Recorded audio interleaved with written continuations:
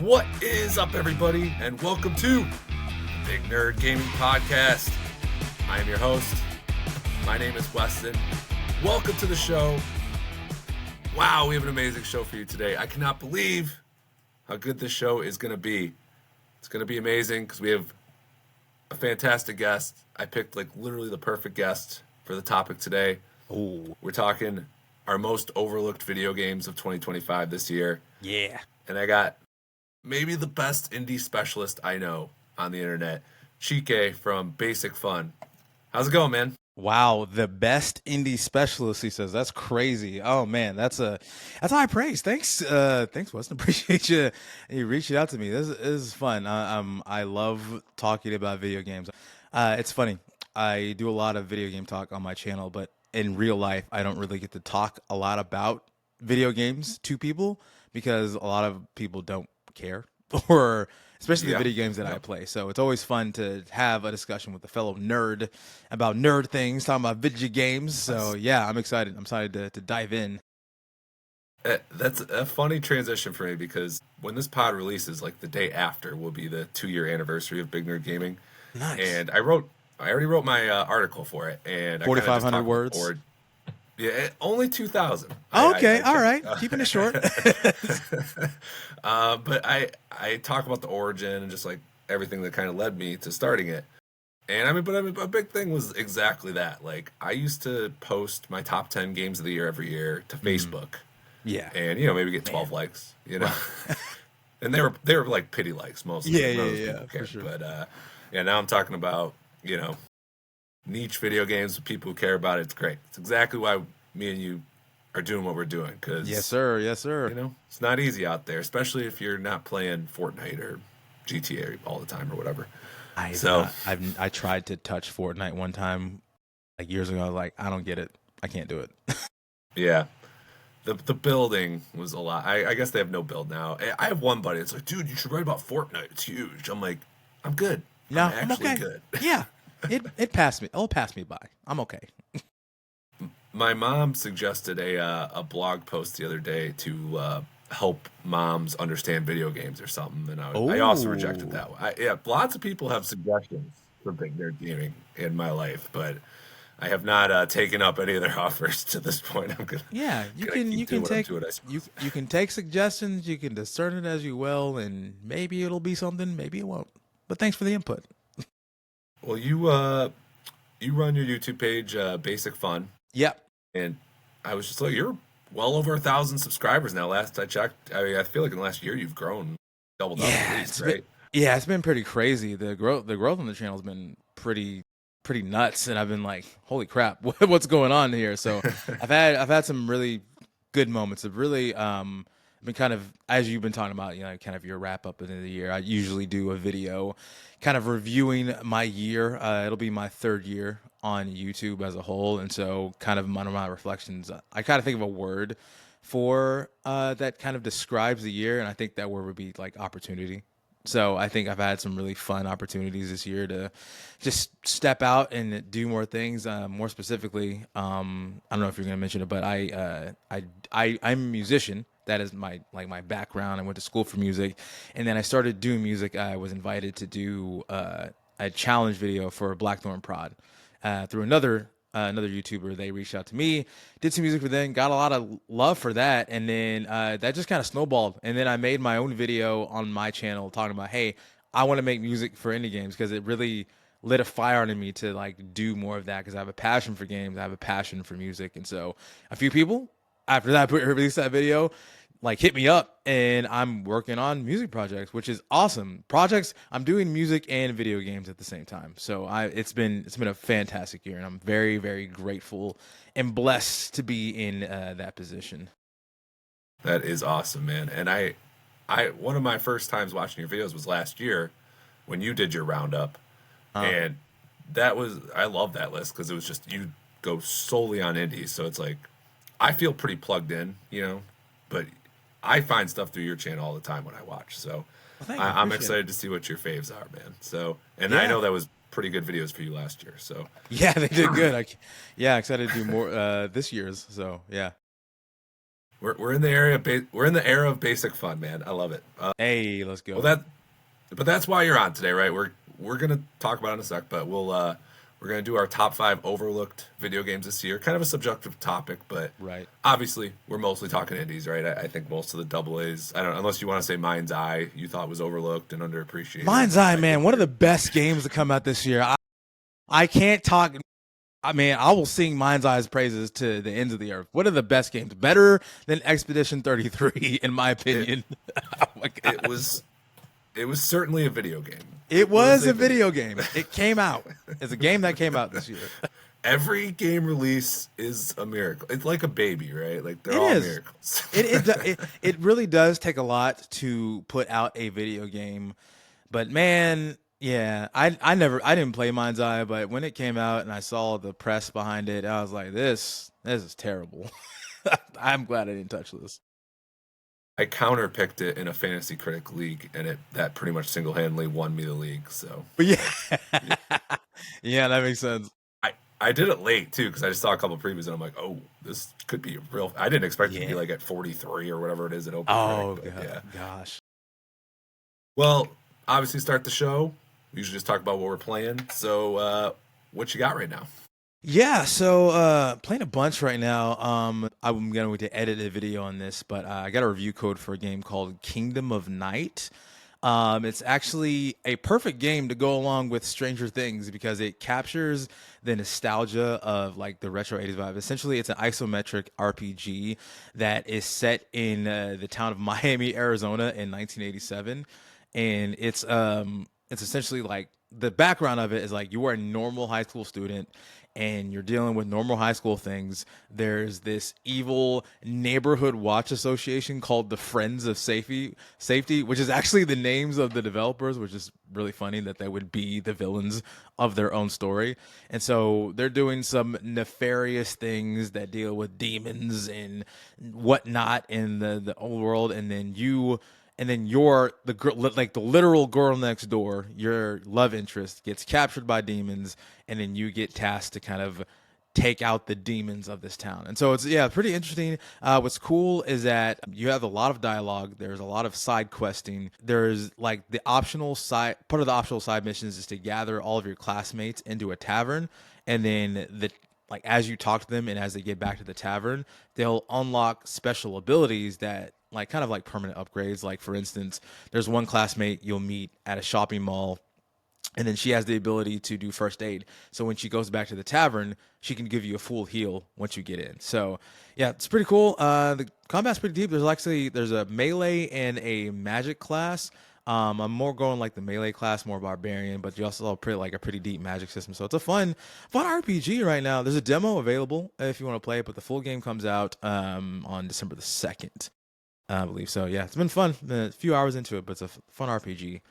And Yeah. then aside from that, I'm kind of just Sorry, oh real quick on yeah, Kingdom of Night. yeah, I'm liking the vibe. I'm looking at screenshots. oh, yeah, yeah. Is it is this uh is this like CRPG type combat? It's tough to tell from the screenshots. It's not CRPG. I would.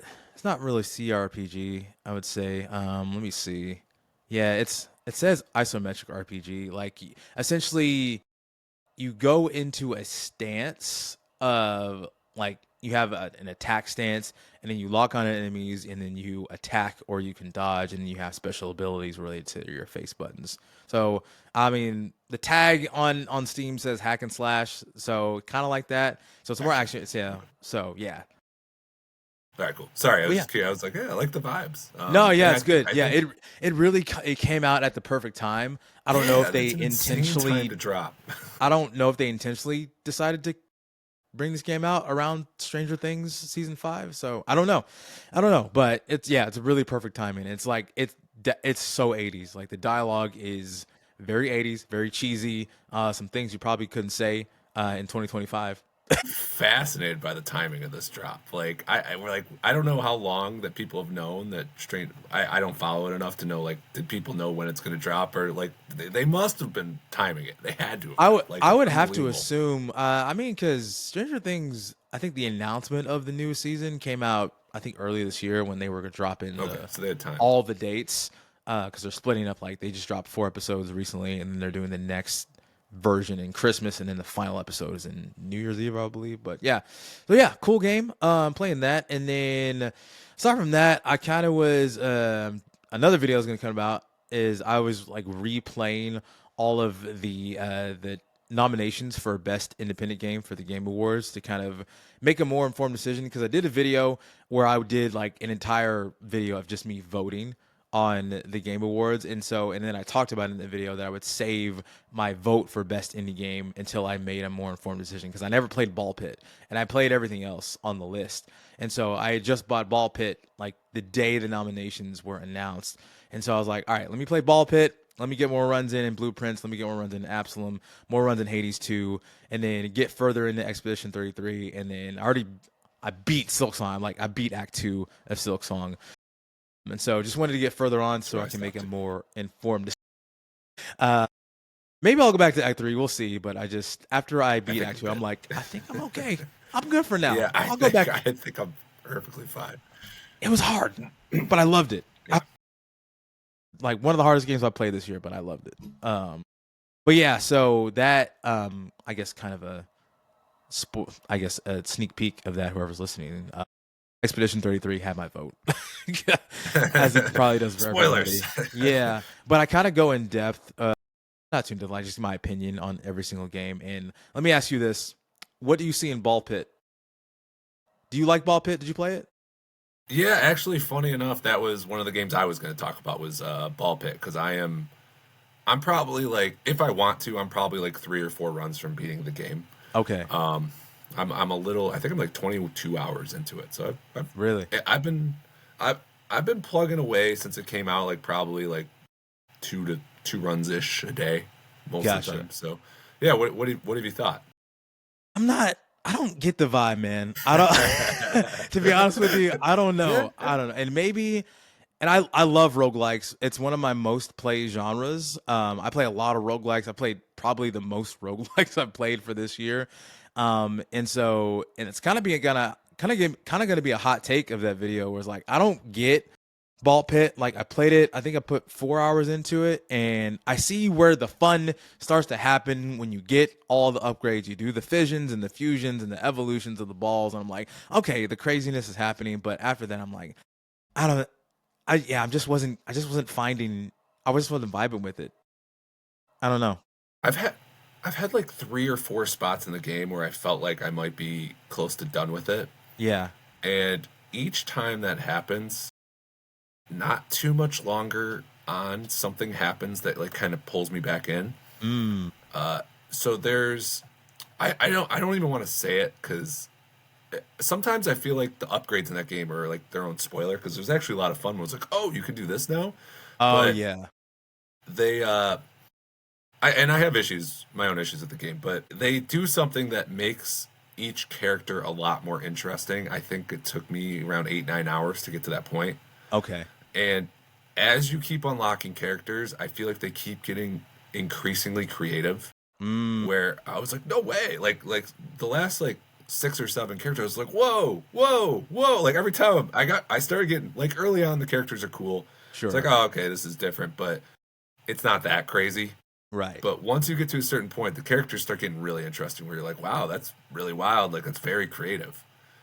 So I said, I don't want to get too specific because I feel like it's spoilers, but I would say try and give it another 4 or 5 hours if you can. Yeah. Maybe. Yeah, it just depends, because and maybe I'm just like, maybe I got too burnt out on roguelikes for the year. And maybe that was just the last one. I was like, I think I'm okay. Maybe because I think when it comes to roguelikes for me, it doesn't take that long for me to get hooked into it. Case in point, Absalom, because it's a beat 'em up, I think just hooked me in, like, just immediately because of how amazing the art style is. And from the moment to moment gameplay, I'm like, everything just feels so punchy. Like beating up enemies, throwing them against the wall, using the different abilities, getting using the arcanas, getting the different rituals with the characters. Like, even though there's only 4 characters, there's a lot of depth and complexity to them. And I'm like, yeah, this game hits. So yeah, usually it doesn't take that long to hook me, but for some reason Ball Pit didn't hit me, and maybe, and I think I was talking to someone. I was like, this may suffer from like the Vampire Survivor syndrome, where it's trying to like capture the energy that Vampire Survivors is already captured. If that makes sense, even though it's a different type of roguelike, like it's more of a brick breaker style game, whereas Vampire Survivors is Vampire Survivors. But I think it's like trying to have a different essence. I don't know. I just didn't. I played it, and then I played it again, and I kept playing it. I'm like, I'm not feeling as attached as I think I should be with this game. I, First off, I don't like the city building aspect. I don't I think hate that. it's I honestly, yeah. I don't like it. The fact that I have to bounce characters off to build things, I'm like, I don't like it. No, not a Well, fan. and and early it's so frustrating because you have It like is. 3 seconds, 4 seconds, and it's like that was Yeah. stupid. Like right, as you go along, you get longer, but then it's like I almost get bored. I almost have too much time now, so I'm getting bored, and I like skip through it because it's taking too long. Because you use all the And characters to shoot them off in the yeah, field. and it's Yeah. like you keep getting skills where it's like, oh, they bounce off as they level up. It's like, oh, they add zero point 0.2 seconds to your clock when they bounce off a certain thing. So you end up with like 30 seconds worth of stuff, Right. and it cleans it out. It's nice, but it's very awkward to organize the city. You constantly have to move stuff back and forth because you can only shoot from the one spot. So you have to Exactly. move your city around constantly, which is Yeah. super like a city building element. I just want to make my city look cool, and that's it, right? And keep adding 100%. stuff. Yeah. Instead, you're just adding stuff in constantly. You're moving it, and then once the building's fully upgraded, I'm like shifting it into a corner and just like stuffing them all together, Tetris style. And it's like Exactly. That's this exactly. sucks, right? Yeah. I'm like, I don't need a mini game for my permanent upgrades. Like, I Yeah. have the game right there. I don't need this just to I get better at the main game. So I think it encapsulates how hard they went for it with like everything with that game. Like I said, if you end up playing it more and you get deeper, they went for it with characters. Like they sure. have some really crazy creative characters, and they add elements that make it more interesting and made me these characters that I didn't like playing with at all. All of a sudden, I liked playing with as the Gotcha. game went on because of how they changed things. So they went for it, and a couple things they went for didn't work. And I told there's a couple like the projectiles, like it's Uh-huh. kind of awkward like to avoid them. Like the hit detection's a little weird. Yeah. Like there will be a very tiny gap in between projectiles, and I'll like make it through, but I feel like I actually should have got hit Yeah. because it's like Yeah, it's like a weird hitbox. yeah. So there's issues with the game, but I just think they went for it so hard and they were so creative that I ended up into it. It's not going to be in my top 10, but I think it will probably be one of my honorable mentions this year. I liked it more than I expected to. Yeah. That's for sure. But Yeah, and I I think chewed more through of my the game I max. think more of my beef with that game is like I don't feel like it needed to be on the best indie game list. My overall beef with that list in general is that there's too many roguelikes, to be honest with you. Um Hades 2 obviously needs to be there. Blueprints is different. It's a roguelike, but it's a puzzle game, so I give that one a pass. But the other two, even though I really like Absalom and didn't really like Ball Pit, but I feel like those two could have been swapped out for different genres of games. Some Well, of them my I'll talk about in a second. yeah, I was gonna say my number one is a game that I think I was a little offended was not on the list, and I think it should have been even from critical reception. So there's a little teaser Totally. for you. Yeah. But and I'm glad you hyped up Absalom there because that is the one game on the Game Awards indie list I have not played yet. And it's very much on my radar to play probably next. So that Yeah. excites me that you liked it so much. Yeah, it's so good. And Marvel Cosmic Invasion comes out actually like tomorrow at the time of this recording. Same developer too. So yeah, they've been cooking a lot with beat 'em up. So they're kind of been revitalizing the beat 'em up genre and like got me more into it because I grew up playing beat 'em ups back in the day. And so this has been it's been a great games, great streak of games. Anything else you're playing you wanted to touch on or? That's pretty much it. I mean, Yeah. I mean, I do a series on UFO 50 on the channel. I've been playing Oh every yeah. single game from that. But other than that, that's pretty much it. Playing a lot of games. So Every time I see one of your UFO 50 videos, I'm like, man, I wish I had a Steam Deck last year because I think I would have been way more all over UFO 50. Like I liked mm, it, but I had to play it on my computer, and I just don't like playing games on my computer all that much. If I had a yeah, Steam Deck, I feel like I would have been so all over because I had a lot of fun, but I yeah. just couldn't It's It's the perfect stay with handheld it. game. It's a great handheld experience.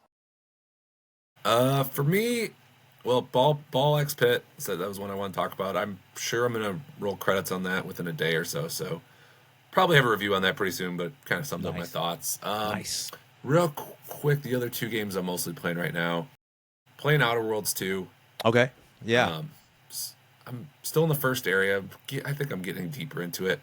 I'm liking it a lot. okay, Combat's a lot better than the first game, and I just think the ability to role play in that game is like crazy impressive. Like yeah, every conversation, there are so many dialogue options, and you can see like the ones you don't have. And I'm like, man, like you could really play this game differently. Like depending on what you do, a whole bunch of things you pick. mm-hmm. A lot of pretty funny dialogue options. But mostly, I'm really digging like the combat. Like I'm actually having a lot of fun with the combat, which is not.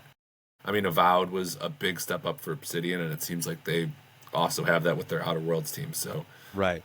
really happy to see that from Obsidian. This might be my favorite Obsidian game since New Vegas, if it kind of keeps up on the trajectory it's going. So, Wow, that's interesting to hear because I only I played New Vegas like several times like way back in the day. Love that. It's probably my favorite Fallout game. Um Probably I've only played like a couple of them. I played Fallout 3, then New Vegas. Yeah, I think that those are the only two I played. And then I did kind of briefly dip my toes into the first Outer Worlds, and I'm like, okay, this is fun. And I don't think I ever went back to it. Yeah, but yeah, that's Outer Worlds 2 was fun. I mean, I guess it is kind of like Fallout in space, right? Or I think people have called it capitalism simulator or something like that. But yeah, yeah, yeah, kind of a little bit, but sure. it, I think it's well done. The story hasn't like totally sucked me in, but I'm just enjoying the role playing, the writing, and the combat so far. So Nice. Yeah. um, we'll see if that continues. Gotcha. And playing Silent Hill F, I'm only a few hours into that. Did you play it? No, I've just heard a lot about it. Or are you playing in English? Yeah, I'm playing Japanese. I wanted to do that in particular because the voice actor for Hanako got Yeah, nominated for best performance. And side note, that's the first ever. I went through and searched every best performance because I was like curious, and that is the first non-English speaking person to like role to get a nomination, which really? is I pretty did not impressive. know Yeah, that. That's crazy. yes. I Wow. looked through. I was like, man, is this real? I'm like, yeah. I mean, the guy who plays Jin has like Japanese roles, but he didn't. It was his English role that got it. So, Oh, um, interesting. I didn't know that. but yeah, so first one, and I mean, so far, I can see how it happened because you can really feel everything she says. The Yeah, story is pretty interesting. The gameplay is not quite doing it for me at this point. gotcha. It's melee focused.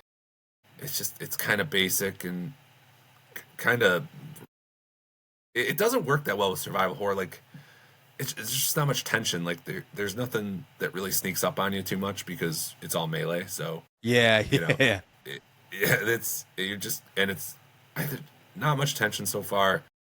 Not a big fan of the puzzles so far too. I feel like a couple of them have been like mildly subjective, where it's like I could argue that a different solution could be for this puzzle than what you have. So I've had that a couple times. I'm like, I feel like I could make the argument that this puzzle solution could also be this. So Yeah, I that's don't fun. really like the way they've structured the early puzzles. Oh Um, man. but I am into the story and the performances, so I'm sticking with it. But I kind of have ended up more on Outer Worlds 2 right now. Okay. Yeah. Those are great. Yeah. Like even though I don't play a lot of the big games, I do like to keep tabs on all of them, just kind of see what the conversation is about. I've heard good and controversial things about it. I think people tried to say some controversial things about Silent Hill Health. I don't know. People are going to talk on the internet. It is what it is. I've seen pretty mixed reception. Um, Yeah. but I was never a Silent Hill guy, but I played 2 last year, Okay. and The it was a remake great or game. the So original? yeah, the remake. So Gotcha. I was like, I gotta give him another chance. So I like that it does different things than Resident Evil. So it's like our two Hmm. biggest survival horror games. Like one has completely different strengths than the other. It's kind of neat. Yeah. But hopefully Silent Hill F's story brings it home for me. I know some people that really like it. So, Nice. but that's about it. So Nice. time for the list. Let's This is what I'm dive here for. in. Oh It's all yeah, for the the list. the meat. So if we happen, I don't feel like we're gonna have any repeats, but there's a chance. So Yeah, if you have one that I have, or vice versa, we'll call it out. So 5, our most overlooked games this year. I think I'm not sure how you went about deciding. For me, my metric was it couldn't have been nominated in any capacity at the Game Awards, which really for these kind of games, like there's games for Impact and hmm Best Indie, that's kind of the main ones, and then sometimes they sneak into some other categories. So none of Yeah. those. And I also excluded any games we talked about on episode 1, where me and Andres talked about our biggest disagreements with critics this year, because otherwise I would have just been talking about Rematch and Wander Stop and the same games. So I Yeah, wanted yeah, to talk about different games. So that's those were my metrics. yeah. Mine were just like these are games that I played that felt like did not get talked about and felt like, and going back to my the most indie game list for the Game Awards, feel like could have taken the place of Ball Pit or Absalom. So, and just so happens none of these are on that list, and so which works out. But they are on the list for a Perfect. different indie showcase. I don't know if you're familiar with 6-1 Indie, but they do their own indie game awards show that will be, I think, in the week after the Game Awards. So it'll be on the 18th. And so Yeah, I few of think they these games dropped their that nominations a few weeks ago. Yeah. oh yeah. So a few of these games we'll talk about are going to be on that list, but they're just not on the Game Awards. Which that I don't think they let games get renominated for like more than a couple categories, if I recall. So they Yeah, that one covers so many games. So yeah, if you were trying to leave all those off, you would have a hard time. totally. Yeah.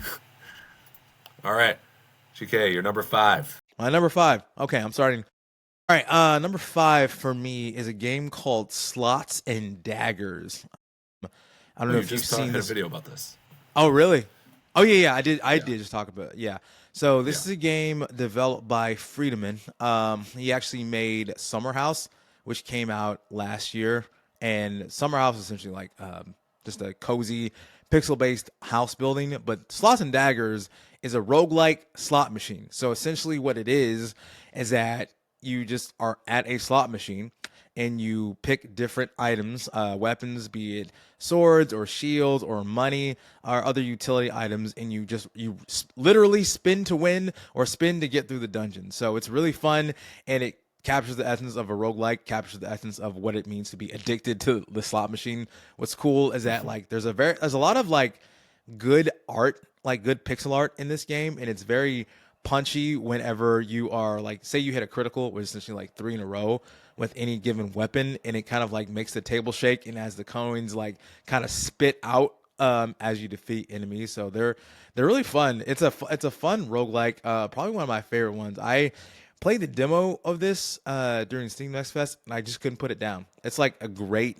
Steam Deck game, and then I played like like on Steam it says I have 12 hours, which I don't know if there's 12 hours of content within this game. And so it's a very solid roguelike that has, again, doesn't really change like the location. You have the same just slot machine. It just changes the map on the actual screen of the slot machine. So yeah, it's a fun, very addictive roguelike. It's sitting at overwhelmingly positive right now with about 2,000 reviews. Oh, So, but yeah, it's a great game. It's a really solid.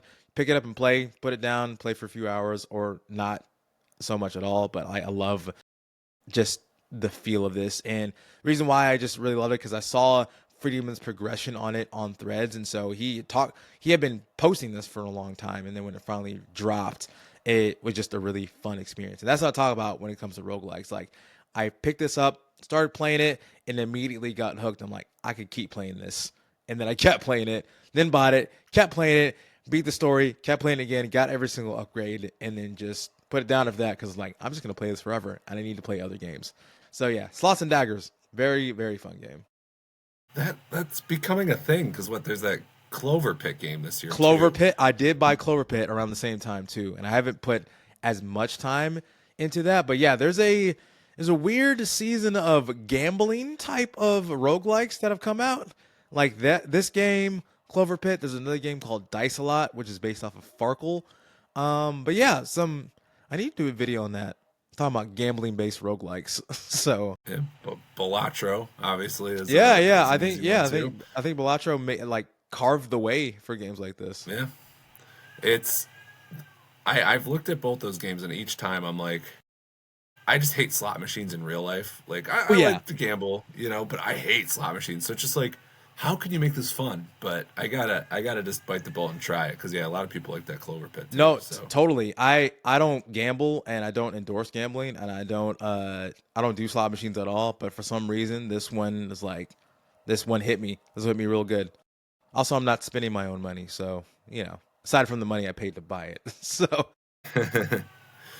all right, my number 5 we got. is Promise Mascot Agency.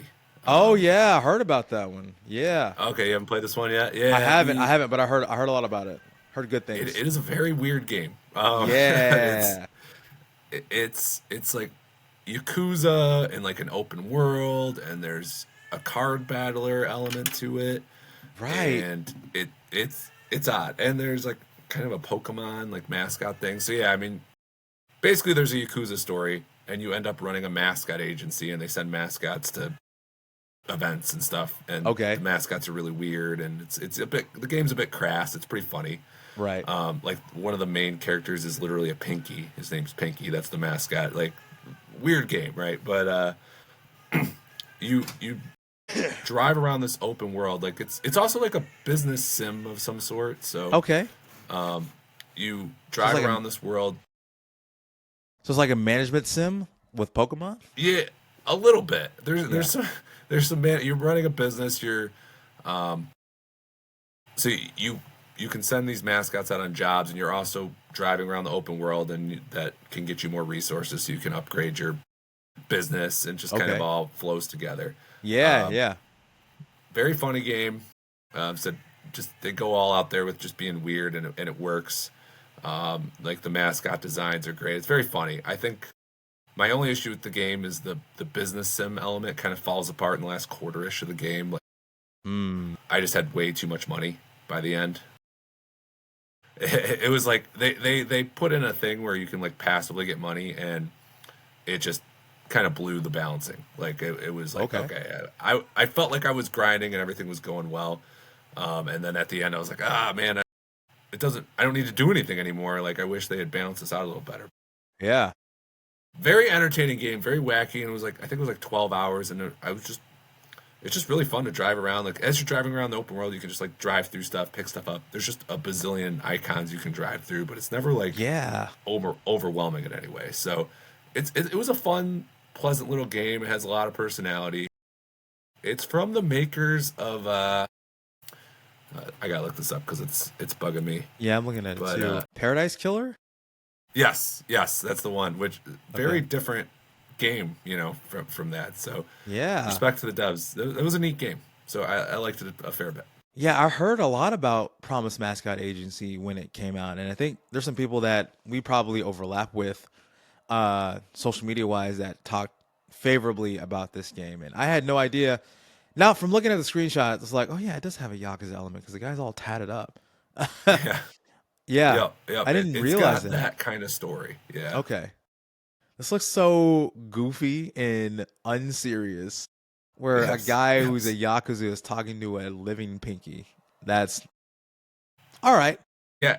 And the pinkies are like, and like the mascots are all like kind of alive. Like, there's one mascot that's like a leg, and she's like trying to hit on you. It's very, it's Oh very boy, weird. But fun, yeah, fun.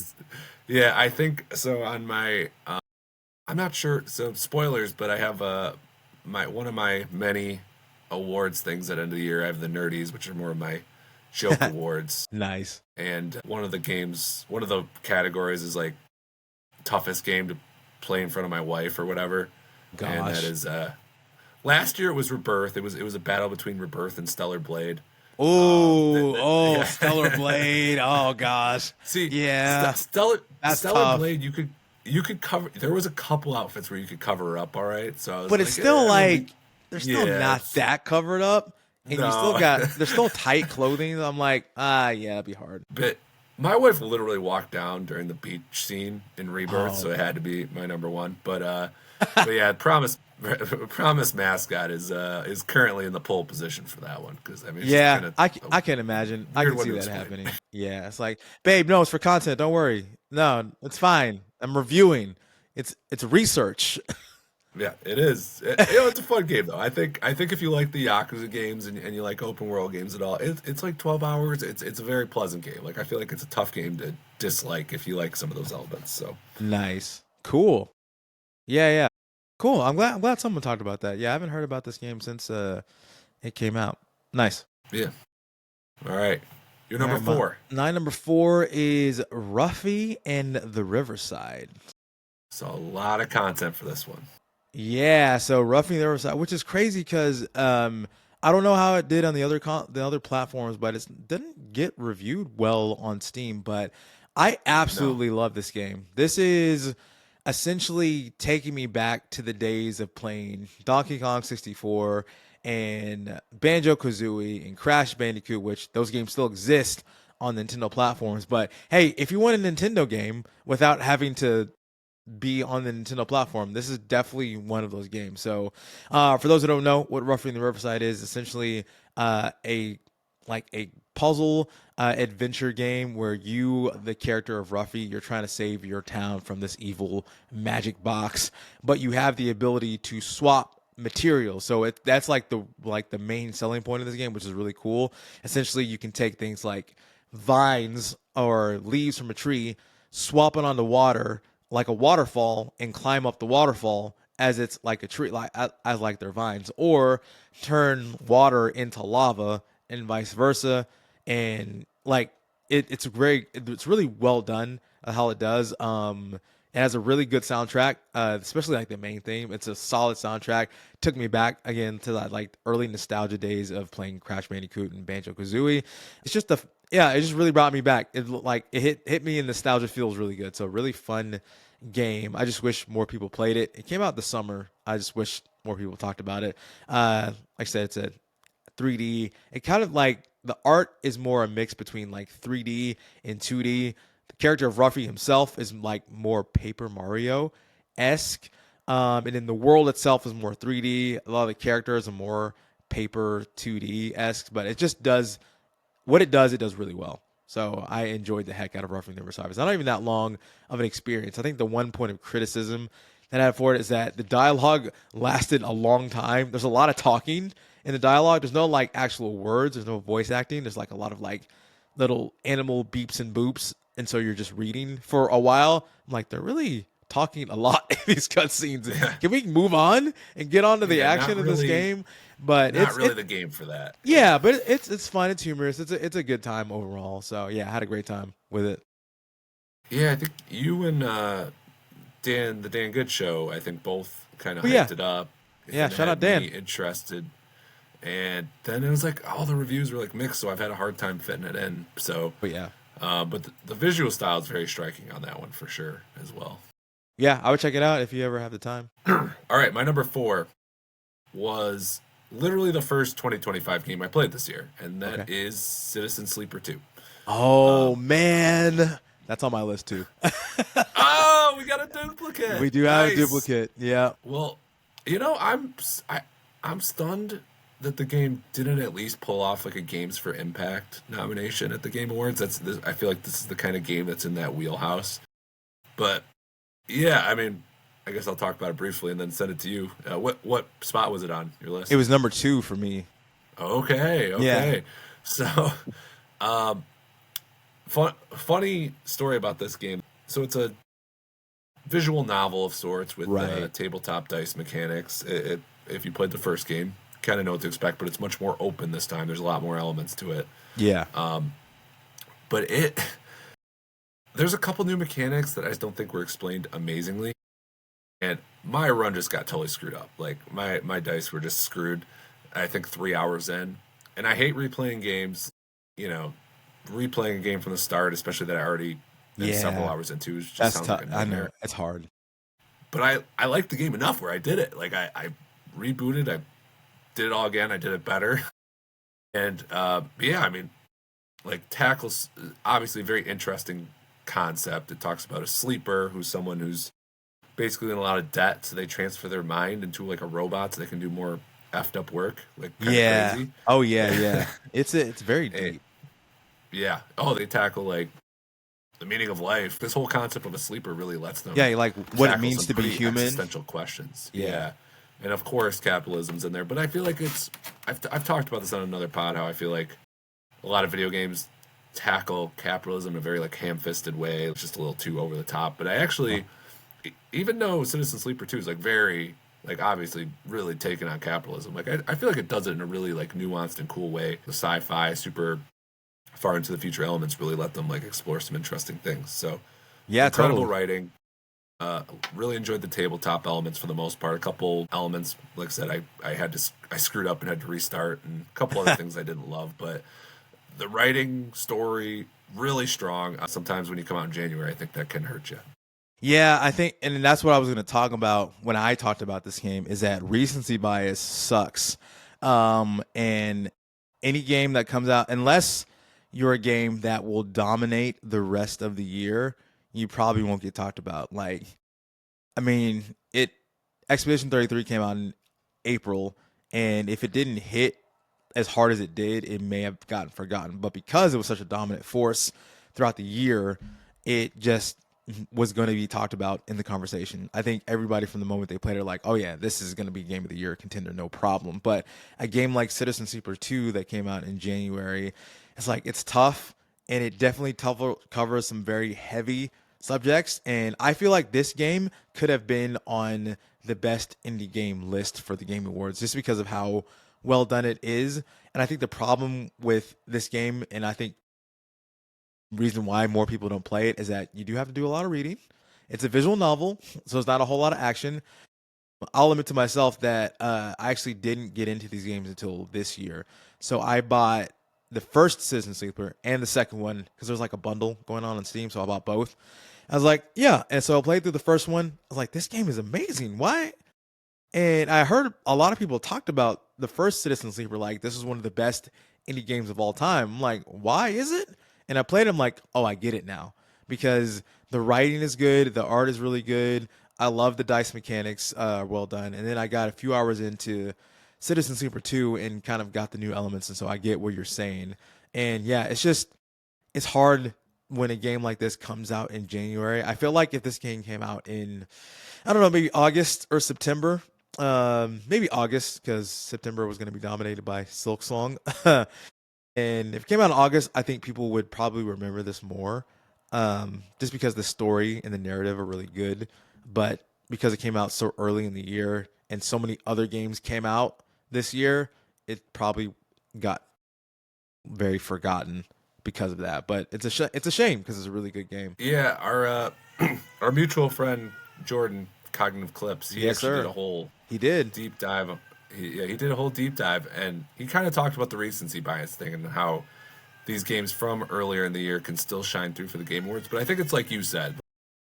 I think if a game really is like that kind of powerful, like that, those kind of games, those top tier games, Right. they, they they do they can make it through the year, right? But a Yeah. game that was like in that 8 to 8.5 range that comes out in January, February, especially in indie, Yep. is often in trouble with these things. I think there's one. I think when I did my own Game Awards deep diving, and Gree from Nomada, I think that one Oh, came out is in it? this.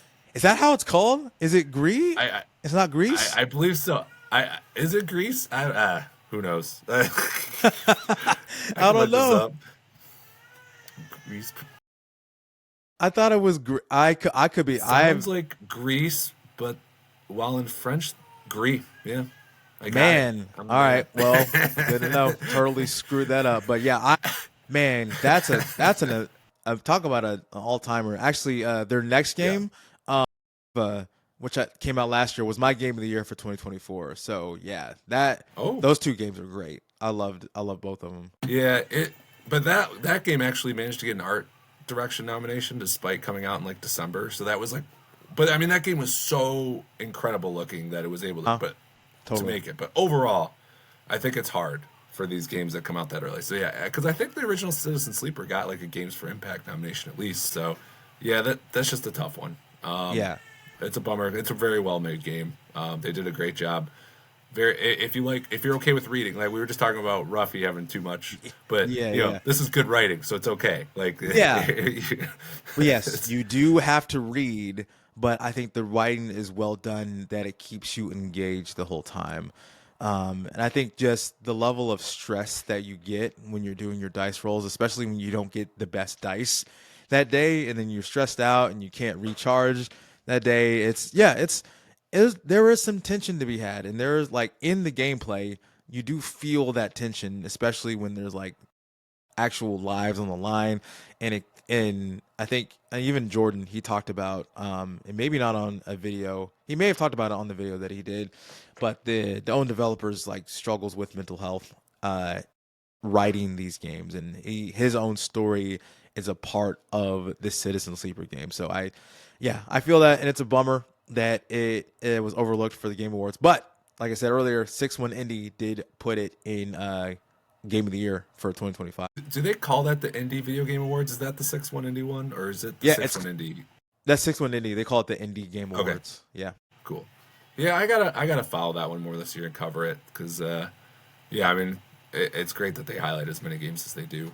That's how I A stay. lot That's of how I awards. stay as tapped in as I can be to the indie game scene because they do really good work of covering indies to a massive scale. So your number three next, I guess. Yeah. Since we're So early. yeah, I already got my number Yeah, yeah, two, and then my yeah. number.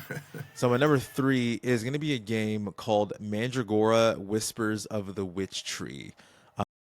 Played this Have you demo. you played the demo? Okay. Yeah. I played the full game. I got a review key for it. And it's a really well done Metroidvania.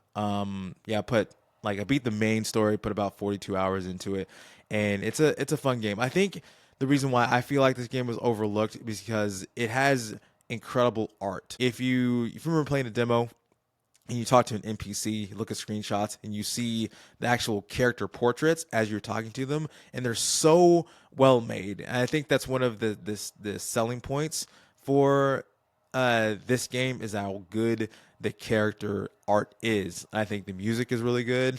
It's very dark, very gritty. Has Souls-like combat. Pretty expansive customization. You have 6 starting classes, but then you can kind of customize all throughout every single skill tree.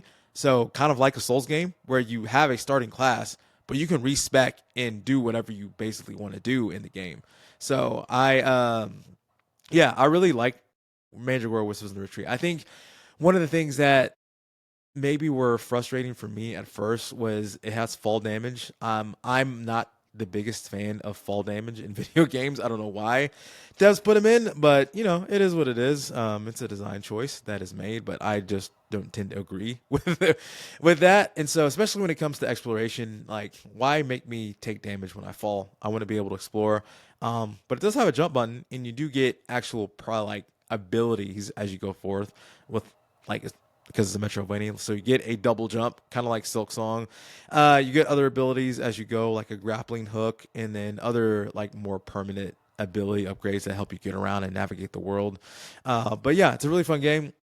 I think more so, it actually has a fair amount of accessibility, which I've talked about in videos where the enemies they hit hard. They really do hit hard. And even as you grow in power, they hit even harder, especially the bosses. They tend to be a little bit spongy, but the thing that can help you get through it if you want to, there's accessibility options to change how much damage you receive and how much damage that you give and how much stamina recovers. And so I think that level of accessibility really helps scale the game to however you want it to be. So however easy or hard you want it to be, you can adjust that. It's literally sliders in the menu that you can change to suit whatever playstyle you want. So I really appreciated that, and so essentially gives the whole easy mode in Souls games crowd something to play. So yeah, I enjoyed it.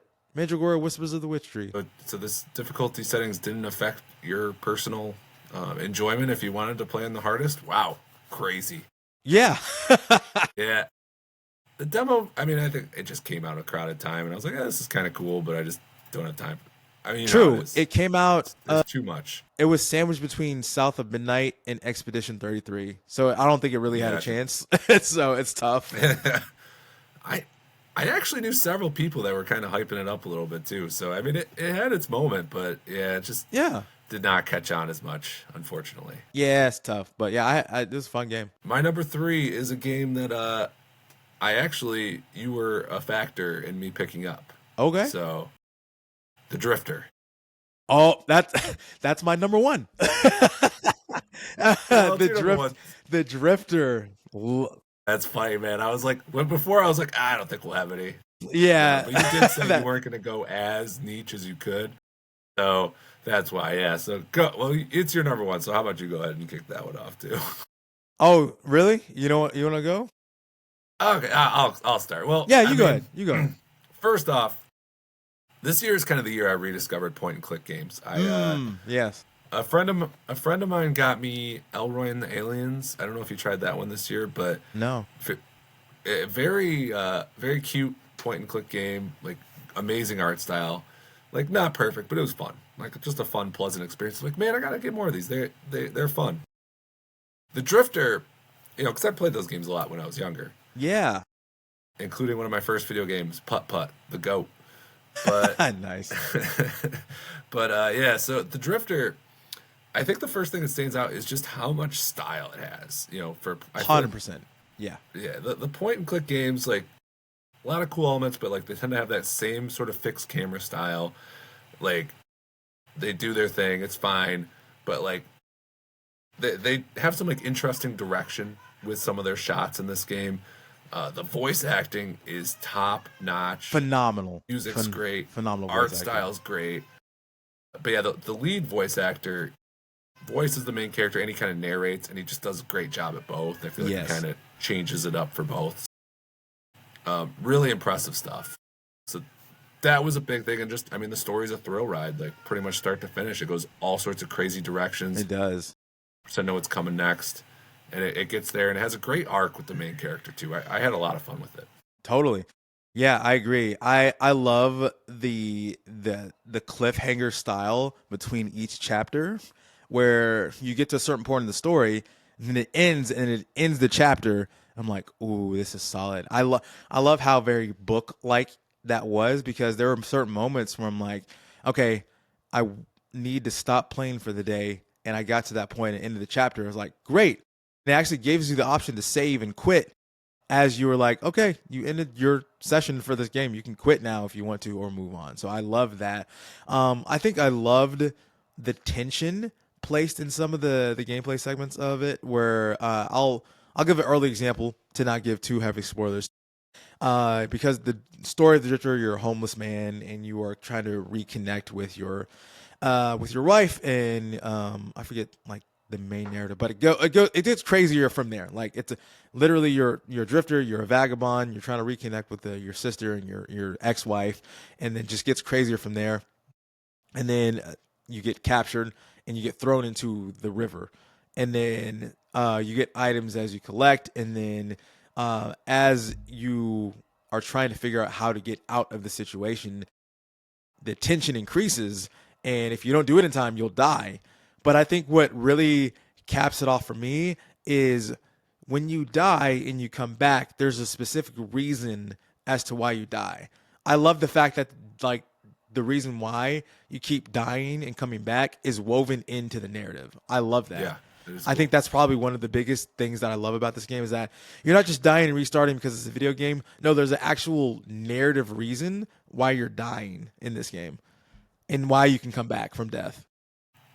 Yeah, and it gets pretty wild when they explain it. Yeah. Yeah, it's kind of like a Hades or like I mean you love roguelites, right? Like Yeah. it is very Yeah. fun when a roguelite actually like finds a cool plot reason Yes. for why you're coming back, Totally. Like Rogue Legacy or Hades or whatever, where it's like, oh, this is kind of woven in. I like that. Yeah, for Man, sure. Rogue But you don't Legacy, see I, that I in this. I forgot about that because Rogue Legacy is where you're essentially it's generational, right? Where Yes, yeah. you every time die it's the and then next your heir generation. takes over from you. Yeah, that's a great idea. Yeah, Hades does it well too because it's, I mean, the first game like you're gods, so you're immortal, so you can't really die like Yeah, that. right, right. So, but the Drifter But does really well with that. And I agree with you where I rediscovered my love of point and clicks with this game. Just like how I discovered my love of visual novels like Citizen Sleeper, the Drifter brought me back to a time where I'm like, I really love point and click games, and this was one of the best ones to do it this year. yeah, and I do like what you're talking about with like the more like point and clicks don't tend to do that sort of like there's scenes where you're like basically in a firefight and you're trying to figure out how to win the firefight, you know, Right. via a puzzle, which can be awkward and when you take like a really long time to do it. Yeah. You're like this feels a little dumb, like after like 2 minutes he's still But like yeah, just for kind of sure. whatever, you know, but they went for it, right? They really tried to make it cinematic and I they did a great job, like in most ways. My only issue, the only reason that game is probably not in my top 10, but it's like definitely an honorable mention this year, is there was just a little too much backtracking with Yeah. certain elements, which There is a there problem with the genre, but it gets pretty rough here sometimes. But Yeah, I did find myself clicking around a lot um in the game trying to figure out how to solve the different puzzles. I'm like, okay, I got to click here and here and here to find this item, to go back to this person, to get this item, to go back to that other area, to get this item and unlock this door and go to this area. So yeah, there's a lot of backtracking. There was at one point, especially like maybe towards the later half of the game, where I'm like, I don't know, I'm stuck. I'm completely stuck. But there was I don't know how people feel about guides or following guide, but there was a like I think the devs or someone on Steam made a pretty like good step by step guide of certain elements without getting more into spoilers. I think I linked that in a video I made to it where it stair steps you through the game without revealing too much. So if you wanted to stop and then just keep going and figure it out for yourself, you can. So I thought that was really helpful for me in my playthrough. But yeah, I totally agree with you. yeah, I think I checked twice. I think one time, you know what threw me off is with these type of games, usually all the puzzle solutions are, you know, you pick an item, you select an item, you select where to use the item. Right. And there's a couple times where you just have to like talk to somebody, but it's just like I already talked to them, and then you had to talk to somebody else, and you go back and talk to somebody else, and it's like, oh, that's all I had to do. I was expecting to try and use an item. Oh yeah, Uh, yeah, yeah. That's so true. there's a couple like that. Yeah. But yeah, I mean, really cool point and click. Yeah, I mean, Elroy and the Aliens was pretty good, but yeah, this is like top notch point and click. Like one of the this is a point and click that could honestly be up there with the classics in a lot of ways, in my Totally. opinion. And what was it like we said?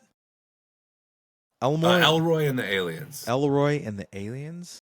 Yeah, it's That like it's you that know if you want a cute little palate cleanser, I think it's a very pleasant point and click game. that came out in April of this year. Oh wow, yeah. Yep. Man, I'm totally missed that. Honorable mention for Overlooked, but yeah, Overlooked. Um, did you? I guess another overlooked one. And I thought about, but I only played the demo of this so I couldn't speak too heavily into it. First Berserker Kazan. Did you ever touch that? I just played the demo. Yeah. This is a dumb thing, but I hated how high the numbers were, like for the damage, like right off the bat. Because What? I'm like you're in the first level and you're doing like 1,500 damage with like a swing, Yeah. and I was like, why? Why is it like this? Like, You're because I feel over. like You're when you overpowered. don't start with smaller numbers, like the numbers just mean nothing. You know what I mean? Like, oh, I'm doing 8,000 damage now. Cool. Like, I don't know. It's just, That's but I'm funny. not like a massive Souls like guy. So I was like, oh, this is cool. I'm glad it has accessibility with difficulty, but wasn't intrigued enough to go all in after the demo. But yeah, I feel you. I got you. Yeah, that was one game I thought about because I think other people have talked about that game. It's just there's just so many games that have come out this year that have just they've really stuck, and I really wish that the Game Awards would expand the number of games they add in their categories because there's especially for this year, there's just so many that I feel like could have made it, especially in the indie game, like where I'm mostly in. I really feel like there could have been more in that category. Yeah, I mean, I wouldn't hate another award. Well, I'm big on they need a best supporting performance But award yeah, for totally. that Yeah, because there's so many great performances and it's a shame how many don't make it. And yeah, I mean they have best indie and best debut indie. It sucks when like you get a lot of overlap there. yeah, Um, So, and then Games for Impact is almost always indie, but it's kind of a weird award. It's like, what does this actually mean? Yeah, I think one or two more would be neat. I Uh, mean, to be completely honest, I think those two games for Impact probably reserved for South of Midnight, yeah, because I felt like South of Midnight didn't get it. And you know what? I guess another mention is South of Midnight. I felt like even though it was nominated for the Game Awards, I do feel like South of Midnight was a little overlooked this year. Um, and it didn't help that it came out and then Expedition 33 came out 2 weeks later and dominated the entire culture. And so I will say it's got like an amazing story. We need more stories like this. There's not many like stories like Black American South stories. I love the folklore in this. It's a very, very unique art style. I don't know how you feel about stop motion effects in games. I I I always feel like I'm not gonna like it, and then I play it. Like I enjoyed it in this game actually a lot. I think it's really well done. Yeah. The environments are great. I liked Harold Halibut a lot last year as Oh well. So yeah, yeah, Harold Halibut. That's true. Yeah, so there's another game I played it came out at the end of last year called The Spirit of the Samurai, and that was 2D stop motion. So that game, South of Midnight, Harold Halibut, I think they all do well. I think this one does better than The Spirit of the Samurai, South of Midnight does in terms of stop motion. Yeah, it's great. Music's phenomenal. Love the jazz music in it. I think probably the thing that probably brings it down is the combat. yeah, The yeah, combat does get crazy repetitive especially towards the end of the game where you're fighting the same like 5 types of enemies, and then the boss yeah. fight It's is a gauntlet of the same enemies. I'm like, okay, I'm okay, I'm good now. yeah. South of Midnight. I mean, I have it for the Big Nerd Gaming Awards. Mild spoilers, but I have it at number 8 for graphics and 8 for music. So I have it. I liked it for both. It was a tough year, but yeah, I wouldn't. I actually thought I talked about this in the last one, but I thought from a critical perspective, the music very well probably should have made it in, Totally. like because it's interwoven with the story. Like they Yes. literally tell the story through the music at But times, which yeah, is especially the boss fights. Yeah. really well done. Yeah, I love that. And the graphics beyond this, I wasn't 100% sure if I liked the stop motion, but it's well done, and the environments are like top notch. And like you said, very unique setting. It's a cool game. The combat did bring it down quite a bit for me. Yeah. But I enjoyed playing it. Like it's a very pleasant, easy game to get through. That's worth it just for the audio visual experience at the very least. Yeah, totally. Yeah, I think it's probably like I think I beat the game in like 9-10 hours, so it's relatively Yeah, short yeah. for Game Pass. where. Yeah, oh yeah, definitely a good Game Pass game. So yeah, it's not what I expected to be. And I came out of the video talking about my like top 5 favorite games, and I talked about this game. It's because at the time Microsoft laid off a bunch of people, in like just overall, and it just sucks because I think games like this can't get made when people get laid off in the industry. So this is very unique, and I hope we see more from this developer in the future because I would love to see more takes on like stuff like this. So yeah, I enjoyed it.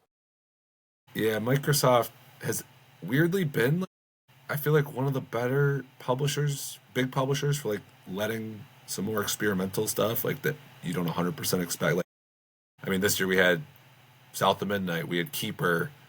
A keeper, yeah, man. Yeah, couple. Yeah, that could have been in this honestly, because I mean, art direction didn't make it for Game Awards or anything either. But they had Pentiment a few years ago too. Like they've been willing to take chances, and it feels. Yeah, I am afraid too that like with South of Midnight and a couple other moves they've made that's coming to an end. Yeah, But yeah. There's another we'll one. see. What came? There's another one came out last year. It was a music game. What am I thinking of? Well, Hi-Fi Rush, which Hi-Fi yeah Rush. got That was a yeah, banger. that which That was which a got banger. which Yeah, got cut. The team got cut, right? So yeah, exactly. I'm yeah, like, that game was very well acclaimed. Like that won Game Awards. Like that won yeah. sound design and something else. So But oh yeah, no, we got to get rid of you. You did so well. Bye bye. That makes zero sense right. to me. I don't get it. Welcome to. We talked about capitalism with Citizen Sleeper earlier. So Yeah. that's, and how the world's Capitalism. yeah, it all That's Outer funny. Worlds, though, strangely a Microsoft game as well, and I think Citizen Sleeper might have been on Game Pass. So, yeah, oddly enough, That's oddly funny. enough. That's funny. Well, I'm glad you got some honorable mentions in, since I Yeah, I didn't got realize how into much we would overlap on I like two of these games. did That's not funny. expect that. Yeah, I was like, So go ahead. so that's your list, right? Like I've already wiped out your list. Yeah, that's my list. So yeah, Slots and Daggers, Rough from the Riverside, Mandragora, Citizen Sleeper 2, and The Drifter. Yeah, It's a good that's list. that's my list. I mean, I could always bring up another one. Yeah, I mean There's- we'll have to do one more honorable mention after I do my number two. okay, So what do you got? my number two. If you look on OpenCritic, this game is like literally one of the top. It's like right up there with Expedition 33 for ratings, and it's pretty new. The Seance of Blake Manor. Oh yes, I've heard about this one. I haven't played it, but yeah, I heard good things about it. Yeah, it's. I mean, imagine a way more serious Knives Out combined with like Rise of the Golden Idol. Okay, yeah, Like, yeah. yeah, so it's a detective game.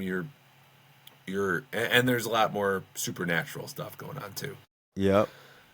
Yeah, you're a detective. You enter this manor to kind of figure out. Somebody hires you anonymously, and you're there to figure out where this missing person is, and then there's a big seance that's going to be happening at the end.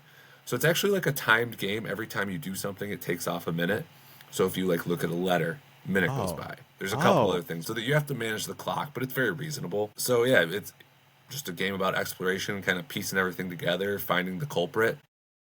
Menus are incredible in this game. There's a lot of information thrown at you, tons of information, but they have like these really smart mind maps and like other things to kind of make it clear. Really well written, and tons of like, so each character kind of has their own arc that you can investigate, and like it's important to investigate them too because that's how you get information that will, Yeah. because as you play the main mission, you get like you start figuring out what the characteristics of the culprit are. Gotcha. So as you investigate each character, you can start to figure things out. Like you'll find out, like you can go into their room and figure out what their shoe size is, because eventually you figure out what the killer or the person's shoe size is. So Gotcha. Okay. stuff like that. So Yeah, you yeah. can slowly whittle everyone down.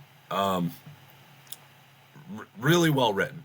Lots of great like arcs with the characters that are some pretty impactful moments. A twist near the end that was fantastic. Like really well executed, really well done. Oh. The time mechanic, I was like hit or miss on. I liked it in spots, but sometimes it was a little frustrating. I missed a couple things because, just, I didn't investigate the right things in time. But I still, got a good ending, was able to figure it all out. Really well made game. And, all you people out there, you're playing Blueprints, congrats. How about you play this game? How about you play Sans Blake Manor? Bro, I was literally, I'm looking at a screenshot of the mansion on reality. I was like, did the devs for, because it's published by Raw Fury, so same publisher. So I'm like, were they in the same office as the people who were making Blueprints? And did some artist look over at the other, was like, that looks cool, I want to do that too, because it legitimately looks like a similar shot from the mansion from Blueprints. I'm like, were y'all? Yeah, Somebody was entering the copying mansion somebody's has homework. very similar vibes. It is funny because I actually made a joke that, oh yeah, this game is clearly it's clearly a blueprints like I was making a joke on Blue Blueprints Sky with a friend. Yeah, yeah. And the devs actually be like, no, this has been made for like 3 years. I was like, I know, I was making a joke. Yeah, Yeah. because obviously, Yeah, pretty I mean, short it's window would've it's been- definitely different. It's not yeah. Blueprints. The time mechanic. So each movement is timed. That's Well, it's interesting. not movement. But when you investigate something, like if you talk, Oh. Gotcha. everyone is in the manor. You have like 20, 30 topics you can talk about with each person Yeah. as you continue to unlock things.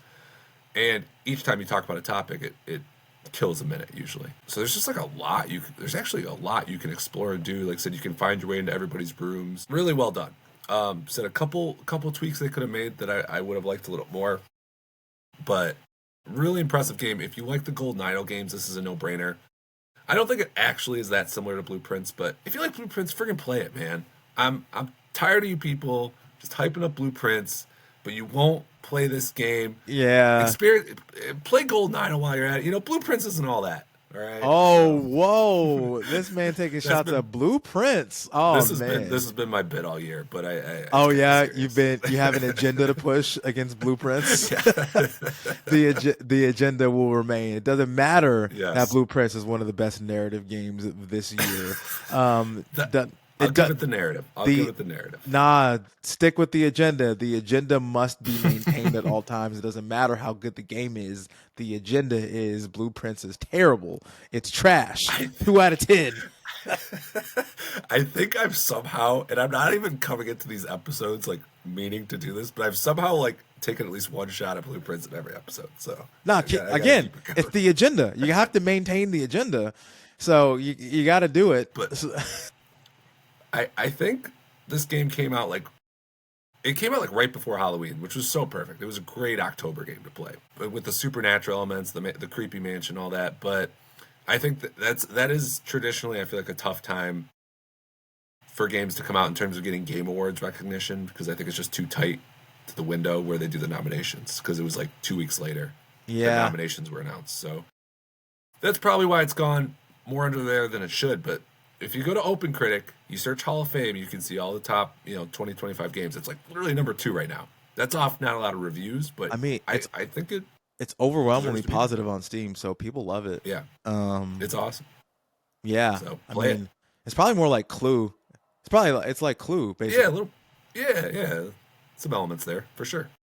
Yeah, I may need to let me wish list this one. Yeah, I didn't. Let's go. Maybe I'll pick it Let's up. go. Maybe I'll pick it up during the Steam Winter Sale in a few days. So I like to hear that. I like to hear yeah. that a lot. So maybe Well, you do you told have me. Maybe I'll uninstall yes. Blueprints and play this game Yes, instead. that is key. You have to uninstall You got. Blueprints first. I Like, have to uninstall Blueprints, otherwise I can't play the Seance of Blake. Okay, you convinced me. I'll send you a but message. I'll be like, look, it's not there yes, anymore. I uninstalled it. I'm happy. And especially after I've had a couple games where I'm like, I played this in part because of you. So there we go. I got one. I got But one yeah, on there. I you love got me. You got me. Influence. it. You have any other quick honorable mentions you want to throw out before I do my number one? You know what? Do your number one, and I'll Okay. find another one. My number one. Legitimately, I in my Game Awards predictions, I almost put this as a best indie nominee. Okay. And if you told me there was going to be 6 instead of 5, I really expected this to be there because critic-wise, it is easily it's actually higher rated than both Absalom and Ball X Pit, Oh, and that is Pipistrello in the Cursed Yo-Yo. Pipistrello and the Cursed Um, Yo-Yo. Yeah, I heard about this yeah, one. Yep. best Metroidvania this year. Sorry to the Ender fans out there, Oh, wait. and Are it we? will Are be we? better than Metroid Prime 4 as well. Oh my goodness, this man is pushing so many agendas. Would you say it's better It's than Silk Song? no. Oh, I forgot about Silk Song. I was I'm like, talking did you about forget? like yeah, no, I can't say that. I can't say. I'm sorry. Silk Song is Um, its own category. I get it. Yeah, that's its own thing. That's its own thing. That's fair. But no, this is, I mean, like I've played some Lost Crown, Crypt Custodian, Silk Song Solid. in the last 2 years. Like Yeah, a yeah. lot of incredible Metroidvanias. It's probably like my number 4 for Metroidvanias the last couple of years. But Wow, that's high praise. really good. Yeah. Did you play Dodgeball Academia? Same dev, so I was like kind of surprised that this was their thing. But yeah, they call it a Yo-Yo Vania. So I you see play that. as like Yeah, a I see yeah. that. So you use a yo-yo as your attack, and you use it for platforming and stuff. But the and it's actually very Zelda-ish as well, like the kind of overall like the top-down perspective and just like the way you can go into certain dungeons. Nice. But just very like very clever puzzles. It uses its movement abilities in really cool ways. You can like surf on the water, you can like fly around on the yo-yo. They do so much cool stuff with it. And it's just constantly creative, just that perfect balance of just challenging enough, but not like I don't think you'll get super stuck usually. Deep upgrade system, very rewarding exploration, tons of nooks and crannies, Yeah. and just a lot of personality. The story's actually a lot of fun. You play as like a kind of a nepo baby of sorts, but like a nepo baby from kind of an evil like person. But then Oh the man. evil aunt, I think it's your aunt. She gets like stuck in the yo-yo. There's just a lot of fun back and forth dialogue with that. Yeah. But yeah, boss fights, combat, platforming, a little awkward in spots, but it's fine. Exploration nails everything really. I have a couple complaints with the upgrade system. It's a couple parts I didn't like, but this is a very, very well made Metroidvania slash Zelda-ish game, and I'm surprised it didn't get a little more love. Yeah. I think for me, a lot of times when I hear, I know about these games that you're talking about, so I'm acquainted with them, and people that we know with like Cognitive Clips or Dan Good Show or there's another Good Game Lobby, say they'll talk about these games as well because we run in the same circles, and I just personally don't get to them because for one, I don't have time, and then I'm also playing other games. So this came out at the end of May, and I'm like, I'm trying to remember what I was playing or what I was gearing up for. I think I was still trying to play Expedition 33 and then South of Midnight and then some other games happened. I think also Mandragora, Whispers of the Wisp Tree, and then other games that happened. So yeah, it's hard, man, because there's so many fun Yeah, games there's that came out, and I hear about them and I see them and I see people talk about them. I was like, I will get to that at some point. So Pipistrello is definitely I wishlisted that I think a long time ago, and I just haven't gotten around to it. So it's probably better than Blueprints. Um, absolutely. Thank you. You get it. You oh, understand. oh, this guy gets it. Oh my gosh, yeah, best of the Blueprints likes. Oh goodness, it's not even in the same category, but It has, yeah, there's a evil mansion at some point, so I guess that's blueprints enough, right? That's a yeah. If blueprints it like. has a They're all mansion, it's a blueprints likes. if anything has a mansion, it's a Blueprints like. That's it. That's Yes, it. There yes. it is. You get it. Yeah. You understand No, how I'm with you. genres work I'm the now, agenda and is there. yes. I am tracking with you and I agree. Totally. 100% there with you. Yeah, I guess as we were talking, I was thinking about another couple of games that probably a little bit overlooked. This one that I'm playing right now, the only reason it's probably overlooked is because it came out like a couple weeks ago. Morsels, by I've Annapurna, seen that. by Furcola, and then it's an Annapurna Interactive published game.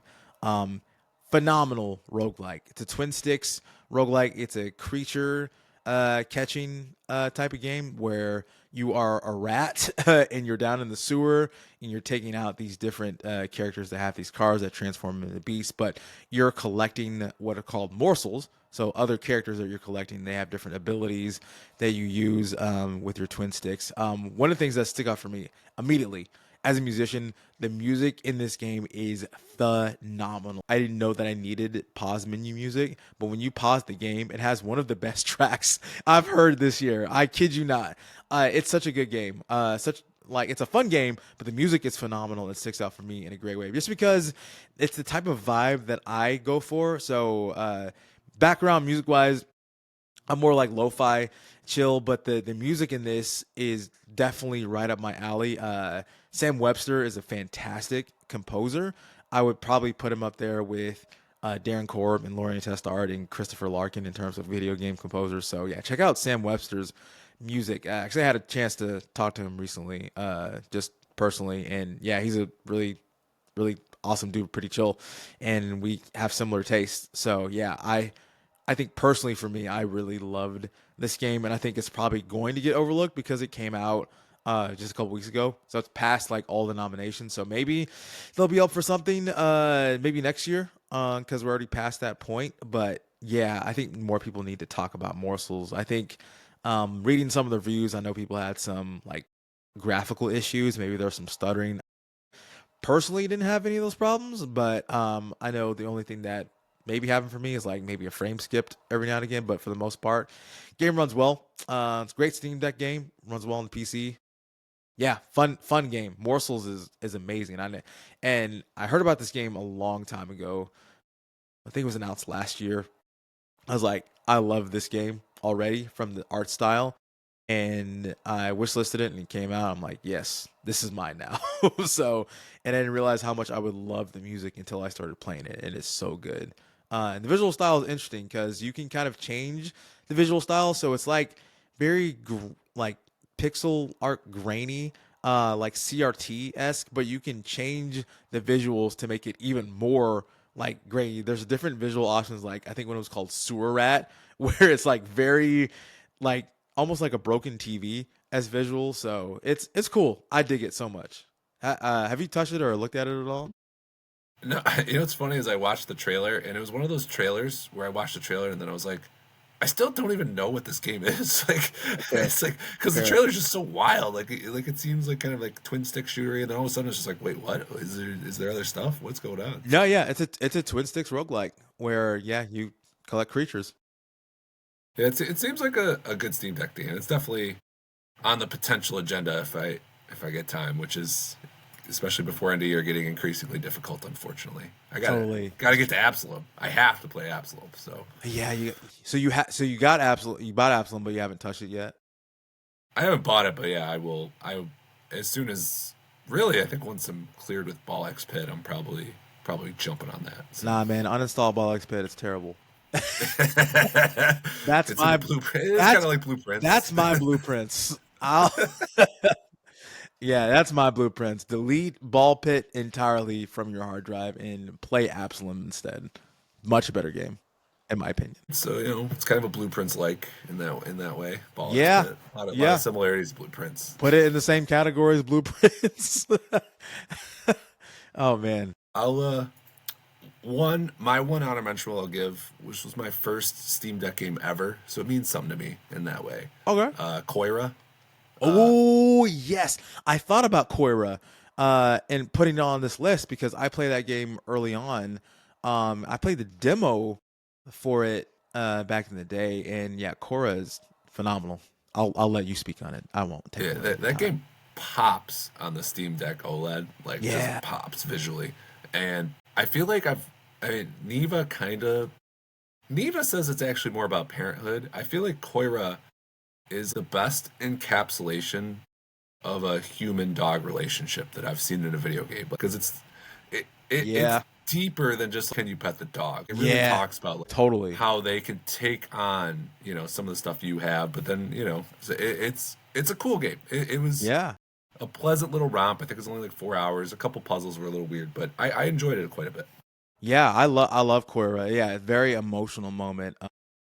I think when I played the demo, it's like the earliest moment when you meet the dog and you start sliding down the hill. I think my heart started jumping. I'm like, I'm in. I'm in. Sign me up. And I mean, I don't even have a dog, but I have kids, so I know how it feels. I know like Right, the right. emotional bond, the There's a emotional few connection similarities. there. Yeah, yeah, dogs and kids different, but but yeah, I totally agree. And there's some like deep moments, Yeah, especially when you yeah, start like getting the rage boost, like the yes, ability to yes. rage out. And they're not like you can like they're more cinematic, they're more like a part of the story. But I think the main one of those moments where you do rage out and then your dog is scared of you and you have to calm down Oh yeah. and then like get to them on the bench. I was like, oh man, I feel that so hard. So That was one of the more memorable moments this year for me, for yeah, sure. Cora, man, that's a good one. That was a good pull. Good pull. Came out in April too. April was stacked, man. Yeah, yeah, dude, that's what I'm saying. Like a lot of the games you've talked about that I haven't played, I mean, indies have just been unbelievable this year, right? Yeah, they've And been crushing that it. was part of the point. That was part of the point of this pod, right? Like if you got through an hour and a half and you didn't come away with at least two games that you're like, man, I should try. I mean, I don't know what's wrong with you. Yeah. B, you should have came away from this pod realizing that Blueprints is terrible. Oh no. Oh goodness. I So think you bad. could. You should do an entire pod or you could do like a I don't know if you do like joke style articles for your blog where you do why I hate blueprints like an entire The meme problem with post. the problem with doing that is people will take it 100% seriously, especially you can lay on the sarcasm in writing as thick Oh as yeah. possible, and people will not pick it up. They will not. So, Even if you like um, make it obvious that it's rage bait. yeah, yeah, they'll still rage. They'll definitely rage. Oh man, I agree, but dang. I think one more. I don't Maybe know one day. if we're if we're out of time, I think one more I'll probably want to throw out there. Honorable mention: Keep Driving, which came out in February. Yeah, You Keep know what's Driving. funny is I bought that game. It's one of the highest rated games this year. It I is. refunded I refunded it because I bought it on Steam Deck, and it just you need a mouse for that game. Like you need a real Yeah, it's mouse. not really a Steam Deck game. It is definitely Yeah. it's a point and click. See, It's like the I Drifter. I was but the Drifter was like made I enjoyed that on the Steam Deck, but Yeah, like actually, yeah, keep I did driving play. you I have played that one on the Steam Deck too. But yeah, Keep Driving. I don't think it was. I don't think they optimized it for Steam Deck. no. The mouse Even thing though it is says it's very verified. awkward. Yeah. Is it verified? I thought Yeah, it was Steam page right the now in says, between one. huh? What's the one? Because this was when I learned that the Playable. yellow check. Yeah, it Yeah. was listed as playable when I bought it, and that's when I learned that the yellow check mark isn't necessarily perfect, but maybe they've No, optimized it maybe more they since changed I it because played it. right now it says verified. It's got the green check on it Well, right I'm now. gonna have to pick it back up then, because that was my only problem. Is like, I have to if I'm gonna play this, I gotta play it on the PC, and I don't know when I'm gonna do that. So Yeah. good to know. This one, I just learned something important. yeah, this one is also hit me in the nostalgia. Like, man, I mean, I think we're about the same age. I don't know. I'm 38. Yeah, So just a year younger. I'm a child of the 90s. So yeah, this one is totally hit me in nostalgia feels. This was a great game. Admittedly, I just played the demo of this, but I was like, I need to. Why haven't I bought this game? I don't know why. I just Vi- didn't. Vibes are off Um, the chart in that game. Vibes are totally off the chart. I love the the management mechanics of managing your car and then the people you pick up and then managing your inventory. It definitely has that RE4 feel of managing your inventory with the different like sizes of the slots that you have to fit in. Um, so yeah, great game, great game. I don't know why I haven't played it all the way through. I need to. We both, maybe unfortunately for both of us, we both picked up a couple of games where we're like, gosh, I got to get to that. Well, before we go, anything you got coming up that you want to promote on your YouTube page?